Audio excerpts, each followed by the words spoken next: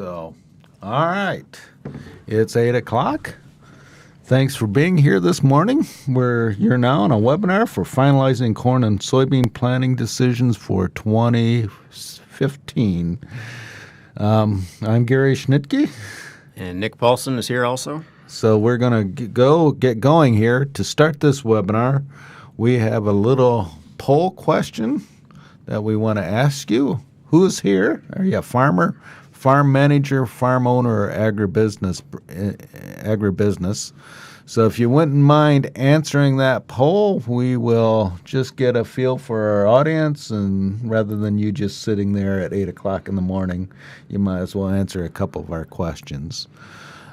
We are going to be today talking about returns and cost for 2016 corn and soybean decisions, and so that's our plan for today. And you've all voted, and we have more agribusinesses than anybody else. 60% of the people said they're from agribusiness. 19 farmers, 19% farm managers, and 4% landowners. Appreciate your answering that poll, and as we're going through this, we'll have some more as we're going through. Again, our topics for today are, we're going to first take a look at the cost for 2015. The net results of looking at those costs for 2015 are that we don't expect those to be that much different from 2014. So cost about the same and at relatively high outlook or high levels. We'll then take a look at price and revenue outlook, and looking at prices that have been projected for 2015. Talk then about corn and soybean plantings, and this year this could be an important decision as we're looking at some differences in returns, and the market's expecting some differences in corn and soybean planting. So as we particularly approach that March 31 planting intention deadline, it's always of interest, but maybe more of interest than unusual. And then we'll talk finally about filling that revenue and cost gap for 2016, and that already gives away the story, which you sure should have probably been expecting anyway. We're expecting some losses for 2015.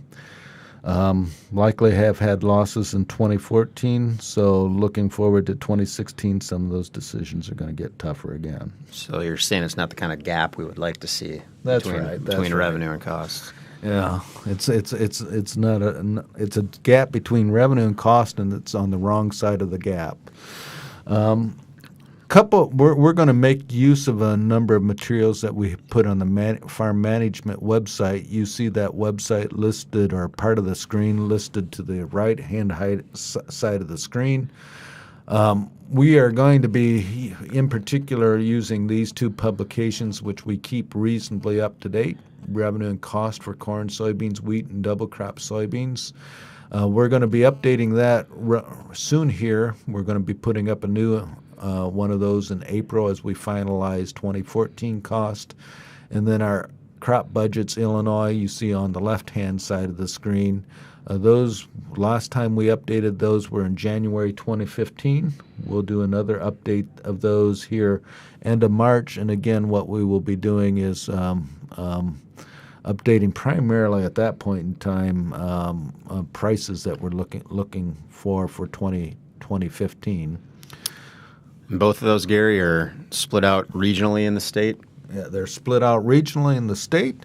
We have northern Illinois, central Illinois, high and low productivity land, and southern Illinois. If we go to the website itself, here is FarmDoc. Again, those are in the management section of FarmDoc.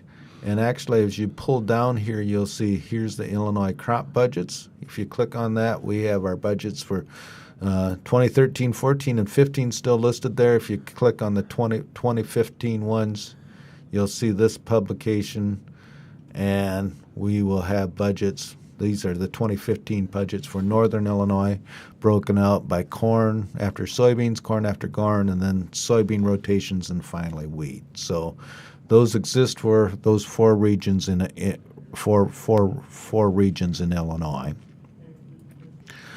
So those are the publications that serve as the background. Next poll questions. What will non-land cost for corn be in 2015? What's your expectations here? If you wouldn't mind answering this question, the same, $5 to $20 per acre, higher than 2014, 20 plus, or going lower. So if you wouldn't mind answering that question, and then we'll talk about those in a minute. Non-land costs, by the way, are all cost except land, so direct cost, power cost, and non-land or an overhead cost.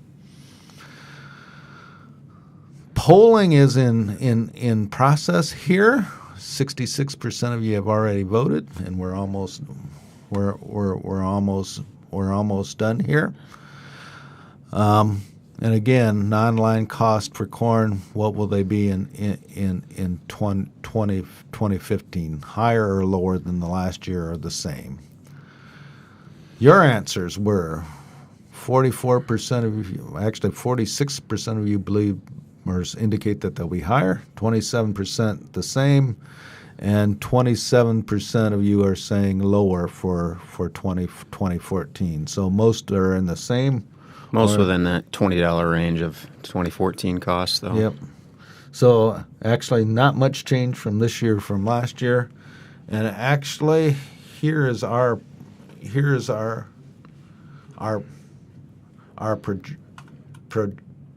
projections of cost for 2015, and look at those from a historical perspective. You see those lines there for corn and soybeans, blue line for corn, soybeans. These are non-line costs. This happens to be for central Illinois, high productivity farmland. Up till 23, these are summaries from farms enrolled in FBFM. 2014 and 15 are still our projections. 2014 is still a projection because the data hasn't been summarized from FBFM yet. That will soon change. You can see here the big increase. 2006, we were at $320 an acre. We hit just north of $600 in 2013, so we had more than doubling of corn cost from 2006 to 2013, and we're projecting slightly lower levels. These levels here are right in the high fives, $585 for 2014 and 2015. Actually, we're projecting, just like you did, or most of you in this poll, roughly the same cost in 2015 as compared to 2014. Obviously, that's not good news because we're looking at a much lower revenues in both 2014 and 15 and very small declines in cost in either one of those years. To give you a feel for what has happened, in particular from 2006 up here till 2013, what we did was we categorized cost, change in cost from 2006 to 2013, and you can get this table if you want to from a FarmDoc Daily article on September 16, 2014. We took all the costs that we summarized and arranged them from the ones that increased the most from 2006 to 2013. And you can see here the big four are fertilizer, seed, machinery depreciation, and pesticides. So these are the four costs that increased the most between 2006 through 2013. The fertilizer cost increased $111, seed cost $69, machinery depreciation $43, and pesticides. If you add these three up here, you'll find that they total 2/3 of the cost increase of that $313 increase. So where these four go will largely determine where our costs go in the future. Those are the ones that have increased the most. They also happen to be the ones that are the largest items in the total cost category for 2013. So as we're looking at those costs, those are the ones that we have to look at as far as what do we expect costs to do in the future. I'm going to point out two other costs here. Fuel and oil power increased $10 from 2006 to 2013. Total in 2013 of $24. We could see that cost decrease in 2015, obviously due to crude oil prices as well as other prices as well. That could have, so that could go from $24 back down to $12. $12 increase is something, but again, if we're looking at $585 or $615 of cost, it's a relatively minor portion of that total cost. The other one that I'm point out is here's interest non-line cost at the bottom. That actually decreased. Its only cost decreased from 2006 to 2013. And the reason for the decrease was not lower amounts of debt, but just lower interest rates over that period. So this one is a relatively small portion of total cost, and if we're looking at interest rate increases in the future, this could begin to increase again. As far as these four costs for 2016, we aren't projecting any decreases in any four of those costs. Seed cost, we've heard reports and continue to hear reports of prices or seed prices remaining at levels like last year, or maybe even a little bit higher for some of the varieties and the hybrids. Machinery depreciation, well, we're likely to see capital purchases go down. Machinery depreciation will not come down fast anytime soon. And pesticides, you could make the case that pesticides and in particular herbicide costs, while might not increase much this year, that over time we're likely to be looking at increases in those as herbicide-resistant weed varieties come more into play. Fertilizer, we have a series that we track regularly on what is happening to fertilizer cost in Illinois. And just before we get there, though, let's ask a question.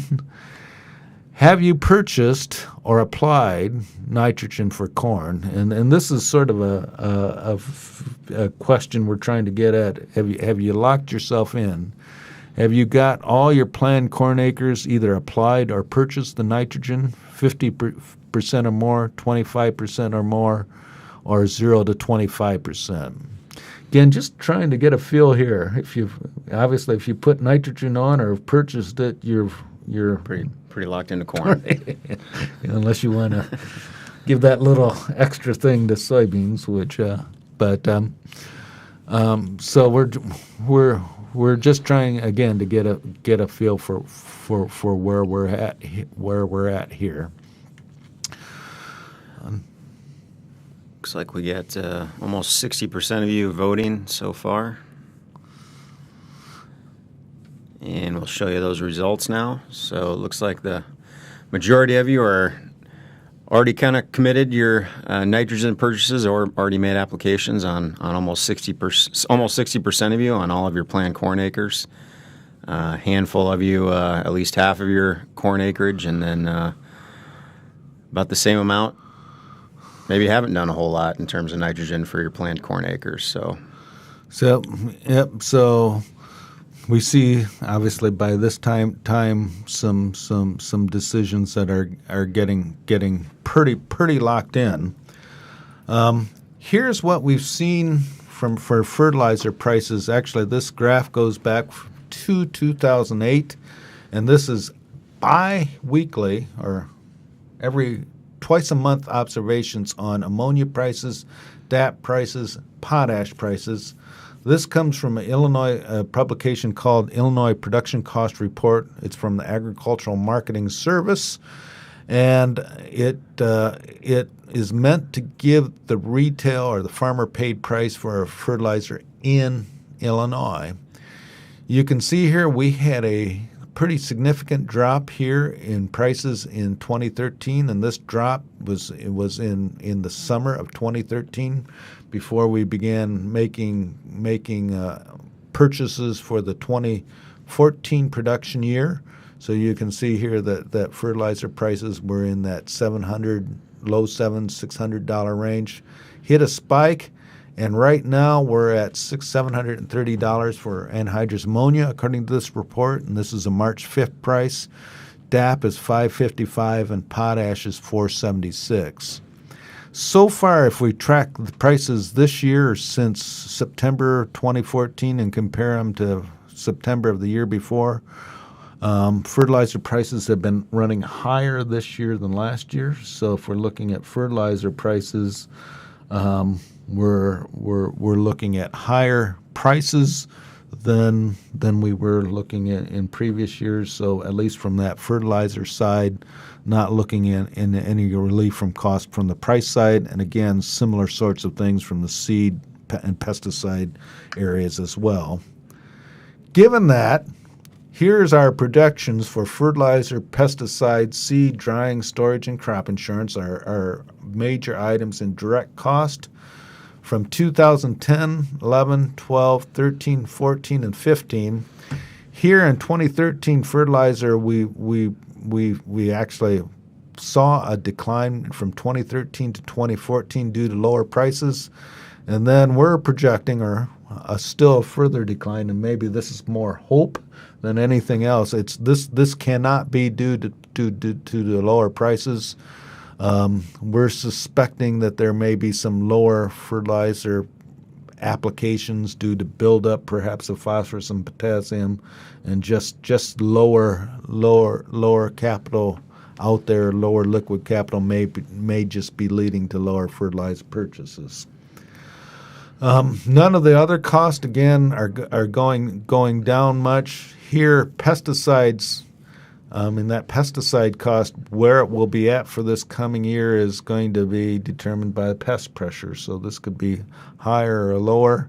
And again, down here, power cost, projecting no declines in power cost. And again, while we're looking for capital purchases to decrease and have been decreasing in 2014 and 15, it's not likely that we're going to be seeing that depreciation amount come down because that's built into the case. A little bit higher overhead cost, just following increases, and we built in a bit higher interest rates into the 2015 scenario compared to 2014. In any case, we're looking at near the same non-line cost for corn in 2015 as we were in 2014, which is down a bit from 2013, but this 2012, 13, 14, and 15 figures are at that 580 some level. Here's soybeans, similar sort of story, but looking at those non-line costs here in that $370 an acre range. So that's the non-line cost side of the scenario. And again, we're not looking at any large decreases in non-line cost, and you could build some cases actually where those costs go up, particularly on the fertilizer areas, but roughly the same cost in 2015 as compared to that in 2014. We're now going to turn to the revenue side. So we've given the non-line cost side. We'll look at the revenue side. And then from that, we'll look at gross revenue minus non-line cost to come up with operator and land returns, which will be split between the farmer and landowner. But now we're turning to the revenue side. Power cost here, and if you're looking at that line, power cost, what are those? This is a category that includes several items: machinery depreciation, machinery repairs, machinery hire, fuel and oil, and light vehicle, which is related to pickup trucks and utilities. Most of those are related to machinery. You'll see a little bit of mixture in there, though, for grain storage, because that could be in the utilities area as well as in the fuel and area. But most of those are related to machinery, and depreciation and repairs makes up the largest portion of those two costs. Here are what were current price projections. And let's just start with what WASDE is projecting for the 2014 and 15 marketing year. So this is the first line here. This WASDE projection is what we're looking at for crop produced in 2014 and sold in 2014 and 15. Currently, the projection there for that market year average price is from 340 to 390, and the midpoint is 370 per bushel, and that's pretty consistent with pretty much every series we're looking at. Somewhere farmers averaging in that 370 high $3 range for corn. Soybeans, 945, 1095. Midpoint of those is 1020. So again, 1020 is what we're looking at here for corn. Again, that'd be the kind of the average price of the crop that was harvested last fall, the 2014 crop, kind of a measure of the average price received throughout that marketing year. So basically from last September through this August, that's kind of the current estimate of where USDA is looking for prices received nationally on corn and beans for the 2014 crop.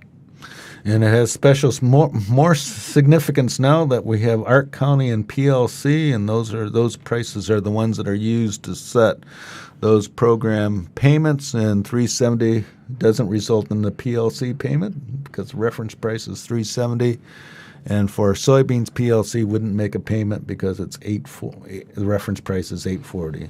And if you're in Illinois, central and southern Illinois, it's not likely that you will be getting payments for 2014. If you're in northern Illinois, Iowa, and some of the western Corn Belt, there's likely to be payments for Ark County in corn. Yesterday, we were looking at the Deese 2015 crop, the contract at $4, $9.51 for soybeans. So, and then just translating that into harvest time bids, Central Illinois. This is sort of an average of what I saw yesterday in Central Illinois. $3.70 for harvest time bids in 2015. So if anything, we're looking for corn to be, if you're looking at it right now, it'd be roughly the same prices this year. $3.70 is sort of that high threes. And soybeans, $9.21. Big thing that has happened here, $9.21 is a decline from $10.20 to $9.21 at this point in time. So we're looking at dollar lower soybean prices, and again, that has happened here relatively recently, and that would be causing the soybean profitability to be coming down relative to corn.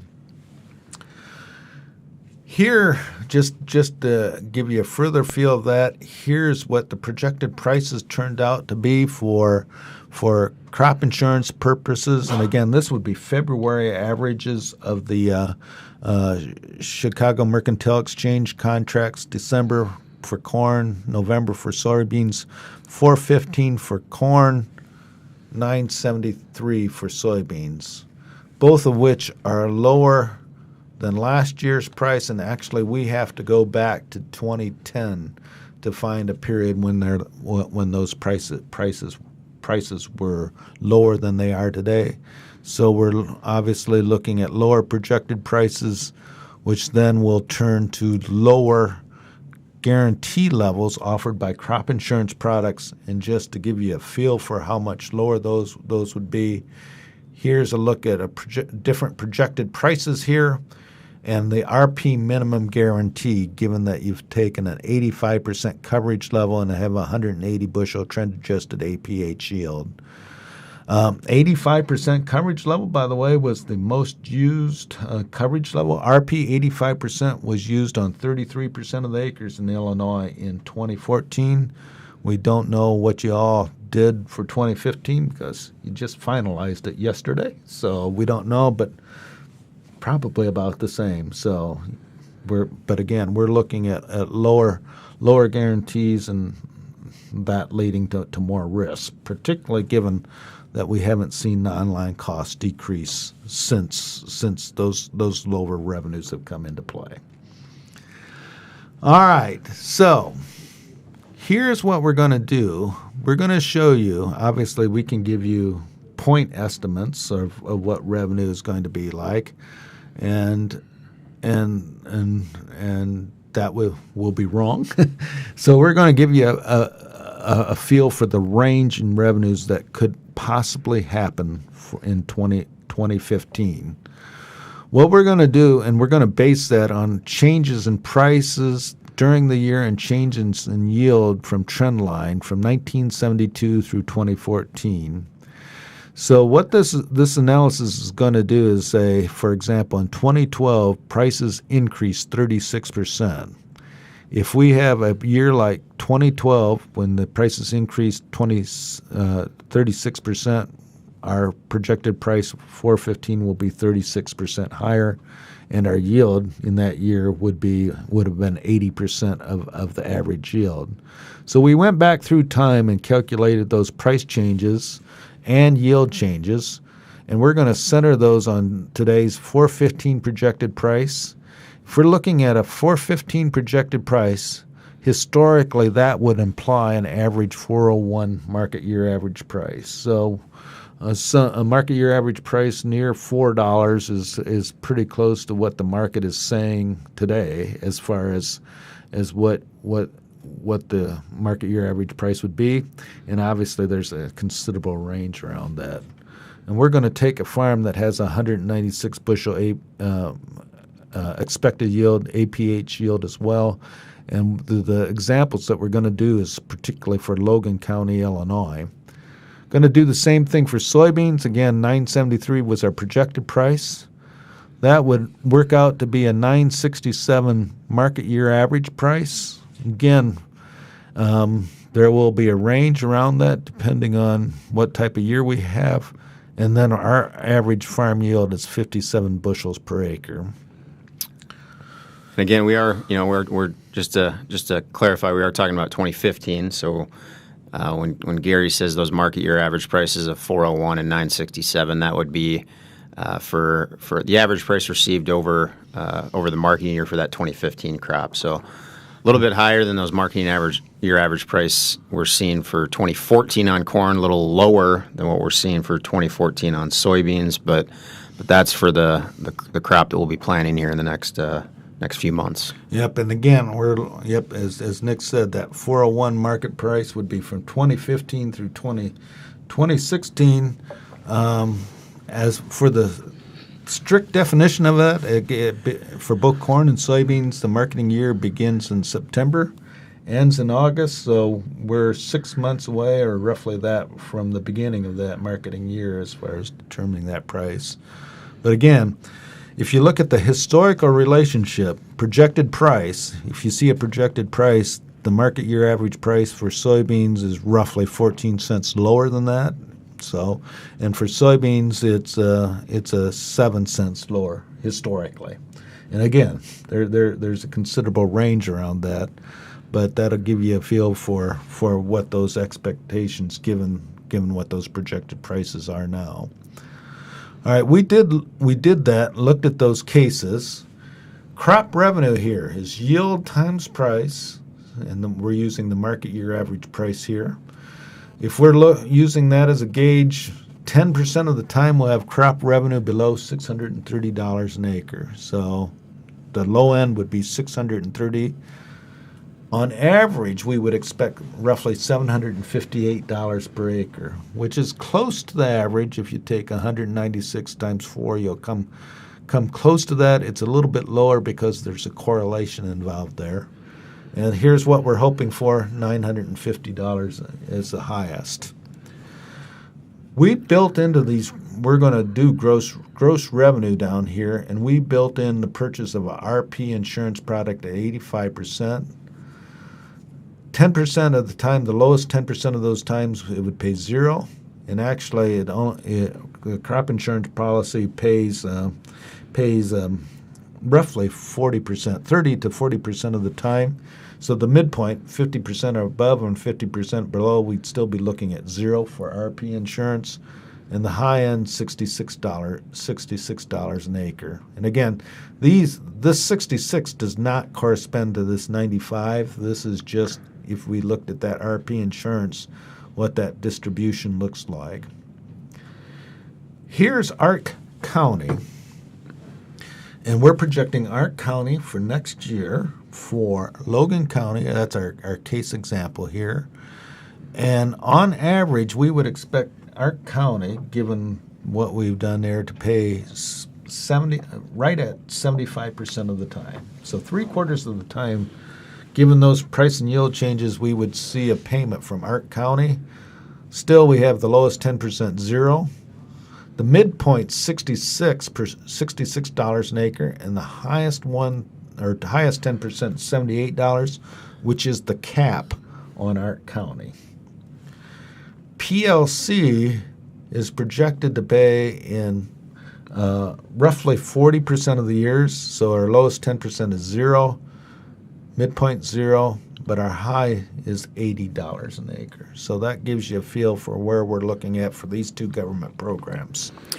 And then also, again, Gary talked about how they don't correspond to the Ark County $78 payment years don't correspond to the high revenue years. That would actually correspond to the low revenue years because that is a revenue program. PLC again is a target price program, so that's only going to pay out in low price outcomes. So again, they don't necessarily correspond to those higher revenue numbers that you see up there, the $950.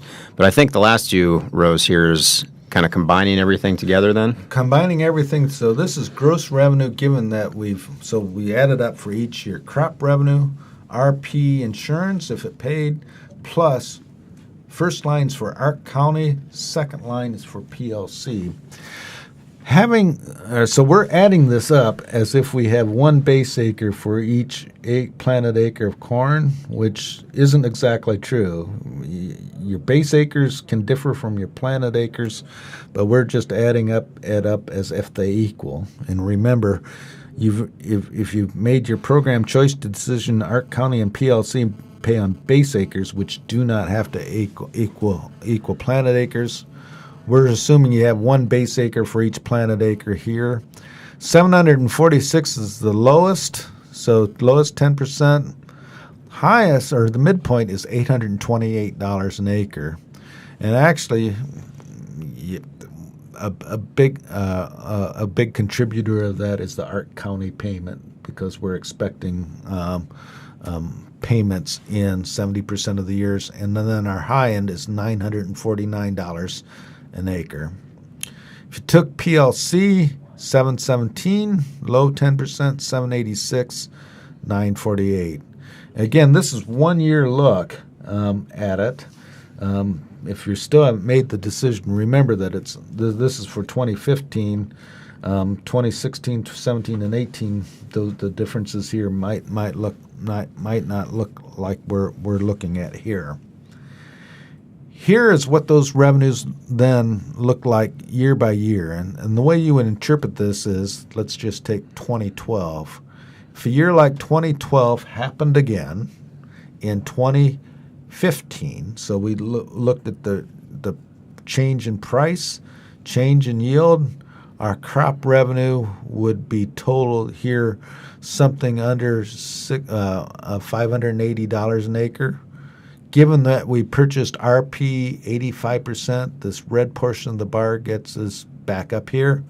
And then given those conditions, we would be still expecting an Ark County payment. So this graph is with Ark County, RP 85%, and crop revenue is yield times price. Two lines are in here, 580, non-land cost. So you can see here all of our revenue projections with RP insurance and Ark County are above that non-line cost. This line here is that $580 plus $300 for an average cash rent. And you can see here that fewer of the lines are above that. So if we're looking at $880 as being the total cost, we're only above that 24% of the time. If you look at those years when we're above it, or those cases when we're above it, all but one have a price increase, and obviously we're more than likely we're not going to yield our way out of this issue or lower. We'll need some sort of price increases to get us above that 880 level. Again, another point here is sort of this 1996 through 2002 period. This period here, we had relatively small changes in projected price, and yields were near revenue, near normal or near trend, and all of those would result in lower revenues than our total cost for cash rent acre. Just to give you a feel, the green bar is now going to change in this next graph, and we're going to look at and put PLC on there.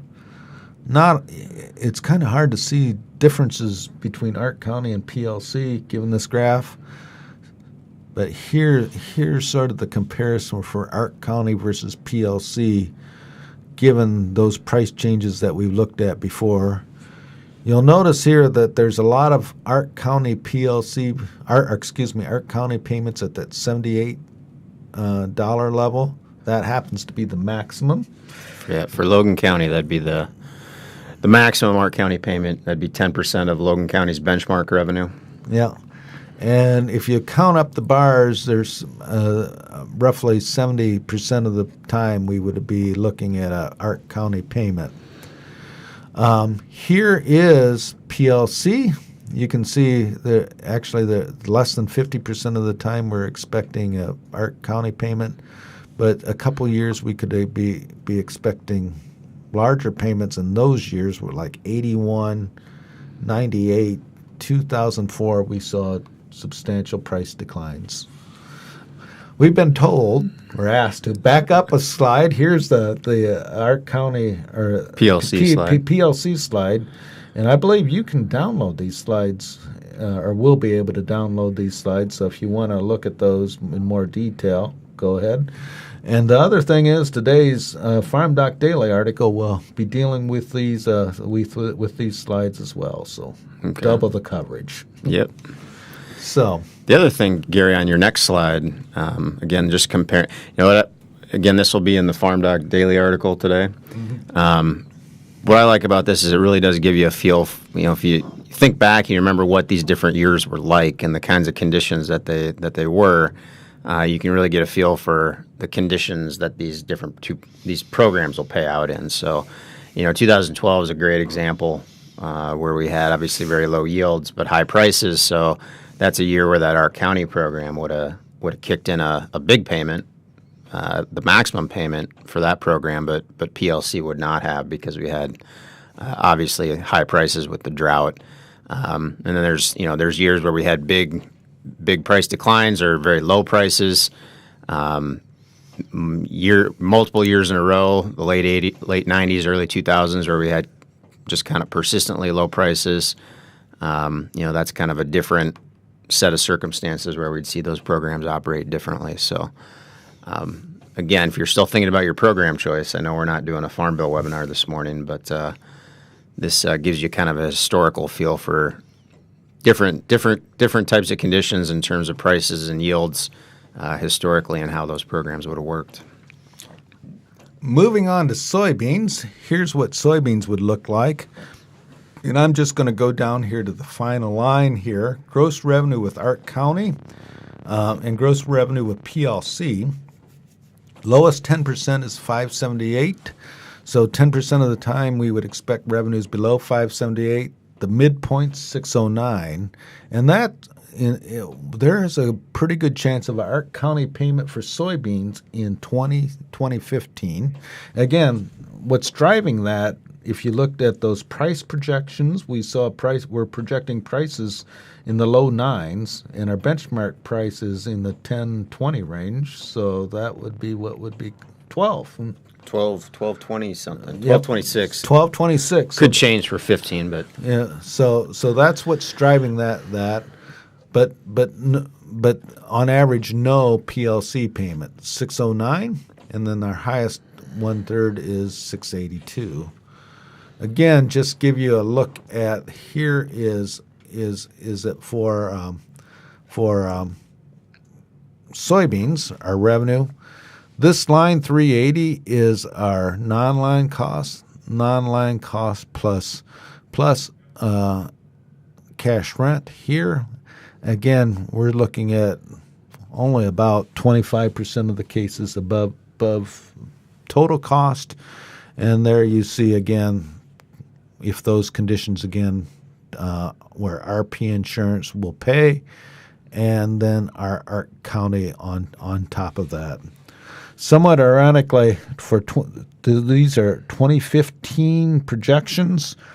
That Ark County and PLC payment would not be received in 2015, but will be received in 2016.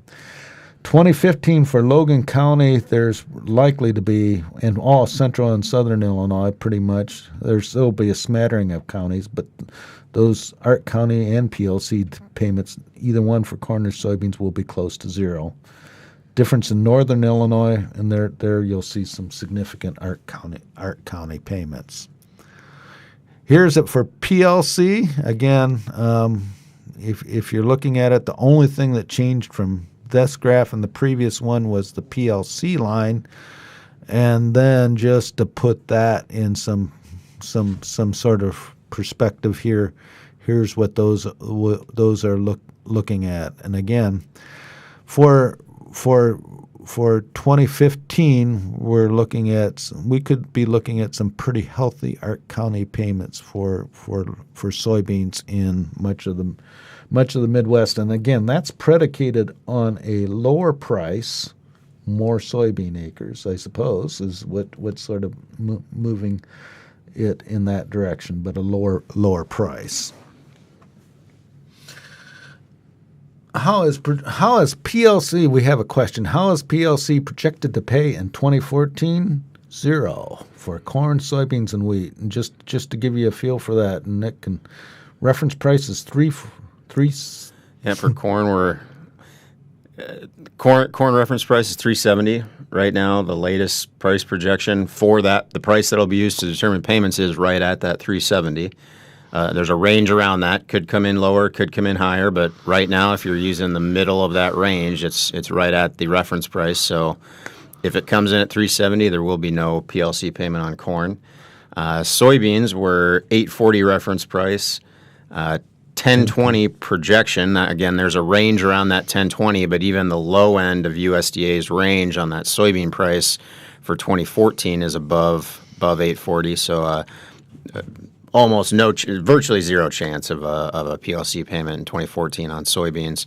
And for wheat, reference price of $5.50, $6 projection for that price.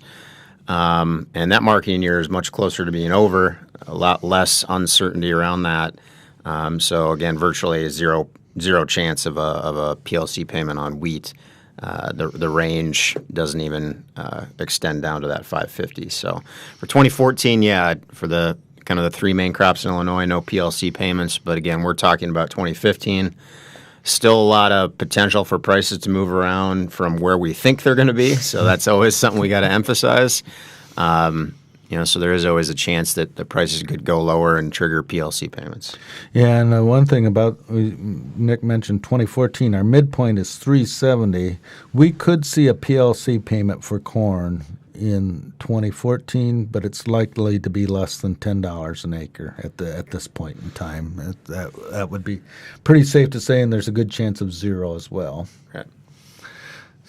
Here, summarize it all. Here's what the blue bar is corn, red bar is soybeans. Again, this is for high productivity land. And here's our projection for 2014 and 2015. So we are projecting, as it turns out, corn to be a bit more profitable than soybeans in 2014. Again, that was due. This is central Illinois. We've built in 230 bushel yield in there. So very high yields in central Illinois. 370 price is what's being used in that projection, and that would result in more corn than soybeans. Both of those bars come down in 2015, and the reason why they come down is while we had 230 bushel yield for corn in 2014, we're building in an expectation of 196. and a higher price, but still 196. So that's why it's lower. Soybeans is lower. We have a bit lower yields built in there, but also because of the price decline. So those are coming down. Here, this green line is where cash rents are at, and you can say cash rents, the line is actually at $295, but just say $300 an acre average for this high productivity land, and you can see that there's a gap. There's a gap. Which means that something does have to give here, and it will give. And the question is, when will it give? Another poll question. How flexible are you in changing acres? Locked in, no change. Have a plan, could change 10% or less. Have a plan, could change 10%, still up in the more, and still up in the air. Again, based on the responses to the nitrogen or fertilizer application question, it seems like most of you are pretty much locked in, not a whole lot of flexibility left, but see what the responses look like here to this question. By the way, these are unscientific polls, so if you take anything from them other than we are not responsible for any.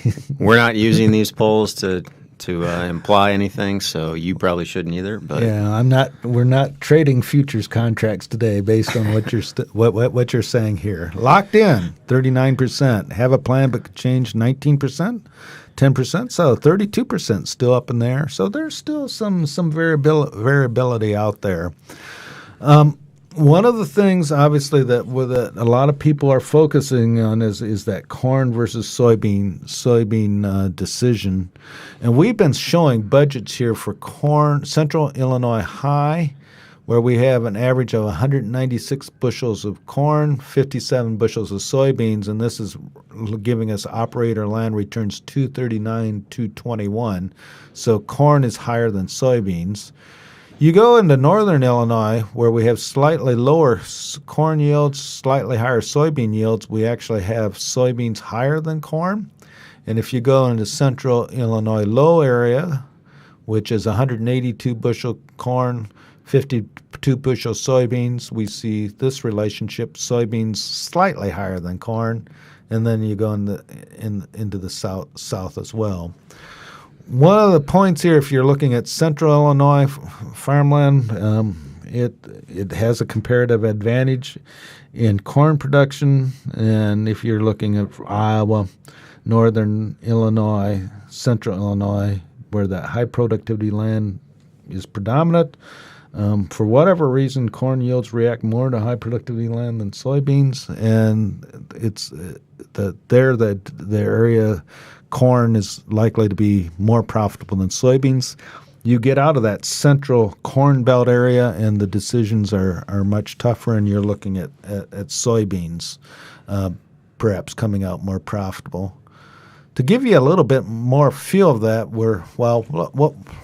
one more question before we get there. What are you going to do in 2015 relative to corn acres? And again, don't take anything from this. This is an unscientific poll. Don't be trading futures contracts or betting on what the marketing intentions report's going to say. I don't think this poll results will move the market at all today. But sounds like most of you are pretty much locked in. So, what are you thinking in terms of what you did, comparing this year to what you did last year? Recognizing there's still a little bit of flexibility, some flexibility out there to still make some changes for 2015. All right. No change, 28%. Modest decrease in corn, 45%. Substantial decrease, 14%. So, right, and seems to kind of agree with, I guess, what we hear anecdotally from across Illinois. So yeah, what we're seeing, if anything, probably some decreases in corn acres. Here's what USDA is saying is going to happen in 2015, and I'm just showing corn acres going down, but they're showing soybean acres also staying the same, which is actually the interesting idea right now. And actually, they are showing a total planted acres in each one of those crops going down a bit from 258 million acres to 254. This is for planted acres. This is the U.S. as a total. This was released on February 2015 at their Ag Outlook and represents their long-term forecast. What they're saying is corn acres are coming down, but soybean acres are not going up, which is sort of the one that everybody is questioning right now. Not the corn acres coming down, but the soybean acres not going up is sort of the one where that is coming under question. And we'll get a better feel for that in the Planning Intentions Report on March 31. So that is the one that everybody's looking at. Again, just to give you a feel here, we calculated a break-even yield given different corn yields. So if you're expecting 220 corn yield, have these cost, here's your break-even soybean yield. And as you can see, as we get down to 140 bushel corn yield, our break-even is 36. And we kept the corn price and soybean price the same. And we also kept non-line cost for both corn and soybeans the same. When we observe cost across regions, we do see fertilizer costs go down with lower productivity or less productivity. But for whatever reason, we also see power costs go up. And that's sort of an interesting thing. It might have to do with our most productive land is located in central Illinois, and it's really forgiving. So it can rain one day, and it takes less drying time than southern Illinois farmland. But for example, when we look at power cost in southern Illinois compared to central Illinois, it's always a bit higher in southern Illinois, and I've attributed that to the need for just larger equipment complement, given that there's a smaller number of working days in that area. But that's why we left that non-line cost pretty much the same as we went down this list, just lowered a little bit at those higher ends. But you can see here what those break-even soybean yields are. And again, planning intention report can be a key, and we could see a difference in relative corn and soybean prices based on what happens that day. And I guess what will be interesting to see is what planting intentions are for both corn and soybeans. But if soybeans go up more than expected, and I don't know if what USDA put out is what people expected, but if we see those go up, we could see some pretty dramatic changes in relative prices there.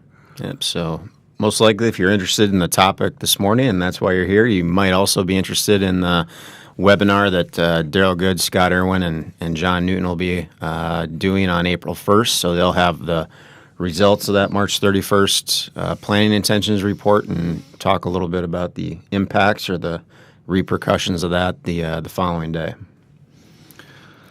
All right. Next poll question. What will happen to cash rents?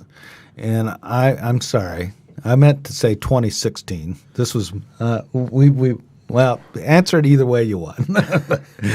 But what will happen to cash rents in 2015 or 20? Let's call it the short term. The short term. Short term future. What's going to happen to cash rents?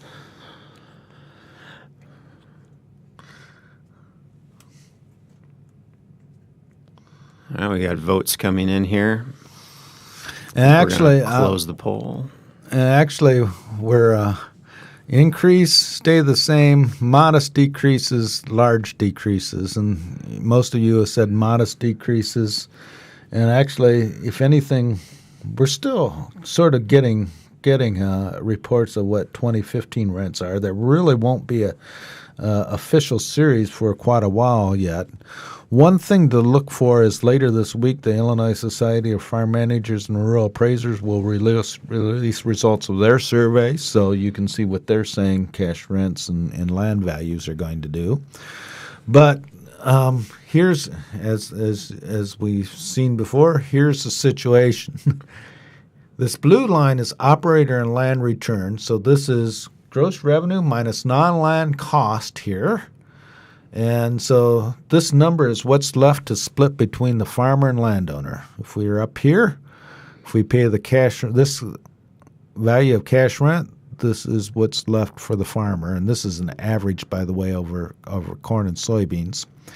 Saw that those were relatively high levels in 2011, 2012, and 2013.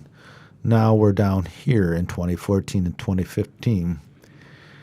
Here's what's happened to average cash rent, and obviously that increased through that 2011, 2012, and 2013 period.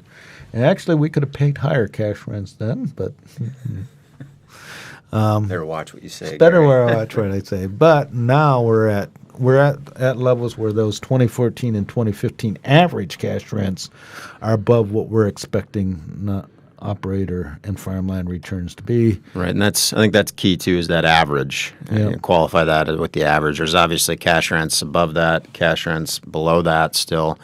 And operator and land returns, that's just an average as well. So some operations have a different cost structure and they'll vary from that. But on average, we're seeing cash rents above kind of that.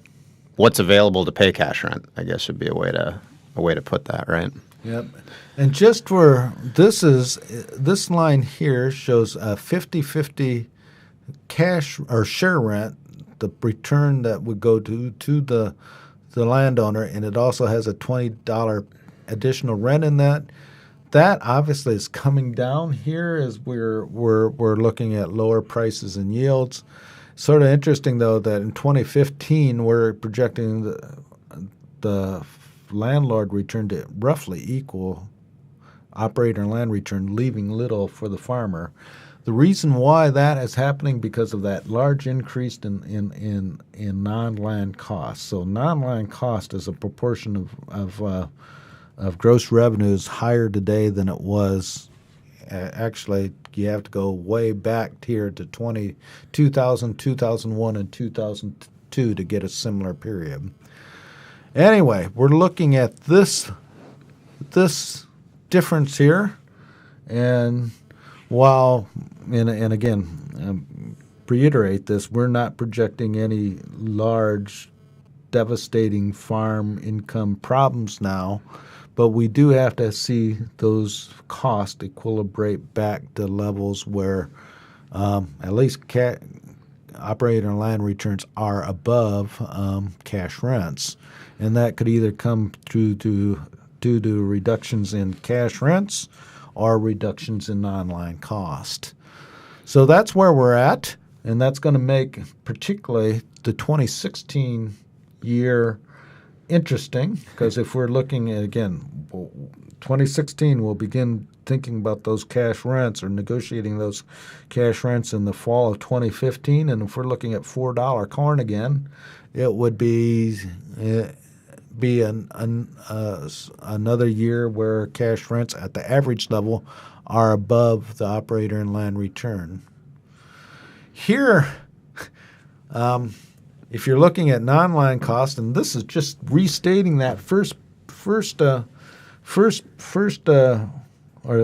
one of our first slides, big four cost: machinery, fertilizer, seed, pesticides, and we're already seeing capital purchases decrease substantially on farms. We heard reports of that in 2014, likely to continue in 2015. That will translate to lower machinery depreciation somewhere down the future, and it'll take at least 2, 3, 4 years, the way we calculate depreciation, for that to show up in lower machinery depreciation. Then the next question is, will we see decreases in fertilizer, seed, and pesticides? Doesn't look so like that will happen in 2015. Again, it's likely that planting intentions will play a key role in that, particularly if you're looking at that corn and soybean decision. And so looking back or looking forward to that March 31 report, if we begin to see corn acres come down more than expected, that may lead to those fertilizer, seed, and pesticide declines perhaps more so in the fertilizer and seed area, because as corn acres go down, that obviously is reducing. I mean, fertilizer and seed, there's more. Both of those are higher for a corn acre than for a soybean acre. So if we see more dramatic shifts in corn and soybean acres, that could be putting pressure on those fertilizer and seed prices. But again, we're not looking at any declines in 2015 and 2016. You'd be hard pressed to project those costs coming down considerably, which then leads you to the cash rents, which are also will be very hard to come down as well. So we've seen those increase, and this is just the average for Illinois. $234 in 2014 was the average cash rent. You can see it's almost doubled since 2006 on an average basis. And again, we're seeing revenues coming down, and eventually operator and land returns have to be above that cash rent level. So that's going to cause for some adjustments somewhere in either non-land cost or here in cash rents. And haven't seen a lot of historical periods where we've seen dramatic declines in cash rents other than the late 80s. So yeah, and here it's sort of interesting also that if you go back there, that the period, it was so different than what it is now that it's hard to make comparisons to what it is now, because there was a lot more share rents and the situation was different. But that was the last time when we did see a decline in cash rents. So if we save 4-ish per bushel corn in fall of 2015, there will be downward pressure in cash rents. That's my prediction. How much is the question? But that for again in that $4 range, and similar look for soybeans will be actually 2 years in a row where we're looking at average returns being below cash rents. And do you want to do that again for a third year? So we're looking at high 3s to low 4s for corn, mid to high $9 for soybeans. Sorry about that typo. Expectations are for lower revenues, and need to cut costs, or the demand to cut costs will grow, and it will depend on planning decisions, and then that will play a role into our cash rent decisions. We appreciate your time. It's a bit after 9. Thank you for staying with us. And this web will be archived in about a day. So if you didn't get enough of Nick and I and Jim at the controls here, you'll get to see. You can see us again. Yep, and that'll be available on the FarmDoc websites. Should be able to access the archive here. It does take some time to process the videos. But if you go to our webinar series link on the FarmDoc website, you should be able to find the archived version of this in the next 24 hours, as well as a copy of the slides that Gary and I were using this morning. So thanks for spending an hour with us. Have a good day. Fill out your NC2A brackets, and good luck on the spring and the NC2A brackets.